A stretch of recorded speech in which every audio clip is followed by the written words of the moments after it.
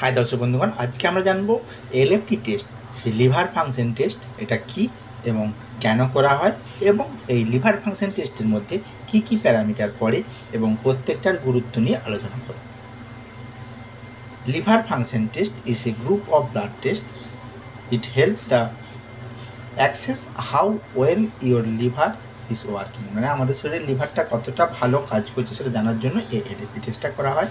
There test measure level of liver enzyme, protein and waste product that's like a bilirubin and can detect liver damage or disease. Liver এর মধ্যে বিভিন্ন রকমের এনজাইমের যেমন test করা হয়, সেই সাথে টেস্ট করা হয় এর মধ্যে অবস্থিত যেসব প্রোটিন এবং বিলিরুবিন, সেই সাথে লিভার ড্যামেজ হয়েছে কিনা বা লিভারে কোনো ডিজিজ হয়েছে কিনা সেটা জানা যায়।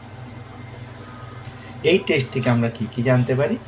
মেন কম্পোনেন্ট অফ এলএফটির মধ্যে অ্যালকালাইন ফসফেটেজ না এএলটি, অর্থাৎ অ্যালাইন অ্যামাইনো ট্রান্সফারেজ, যেটা an enzyme mainly found in liver. High level usually indicate liver injury, অর্থাৎ এএলটি যদি আমাদের শরীরের ব্লাডের মধ্যে বাড়ে তখন ধারণা করা হয় যে লিভার ইনজুরি হয়েছে। এরপর আসি এএসটি, অর্থাৎ aspartate amino transferase, present in liver and muscle, অর্থাৎ লিভারের মধ্যে এবং মাসেলের মধ্যে পাওয়া যায়।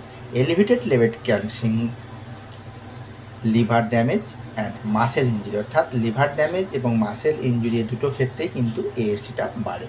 এরপর আসছি ALT,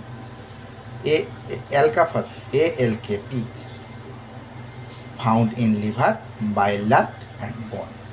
Increased level may point to be bile duct blockage অথবা বোন ইস্যু, অর্থাৎ এটা লিভার, বাইল ডাক্ট এবং বোনের মধ্যে থাকে। যদি বাড়ে তখন বুঝতে হবে যে বাইল ডাক্ট কোনো জায়গায় ব্লকেজ হয়েছে অথবা বোনের মধ্যে কোনো ইস্যু হয়েছে। এরপরে আসছি bilirubin, a yellow pigment made by breakdown of red blood cell. High level can suggest liver dysfunction or bile duct obstruction. Next আসছি অ্যালবুমিন আর প্রোটিন মেড বাই লিভার, লিভারের মধ্যে প্রোটিন তৈরি হয়। Low level may indicate poor liver function and nutritional problem, অর্থাৎ এই সবগুলি দেখেই আমাদের লিভারের কন্ডিশন আমরা অনুমান করতে পারি।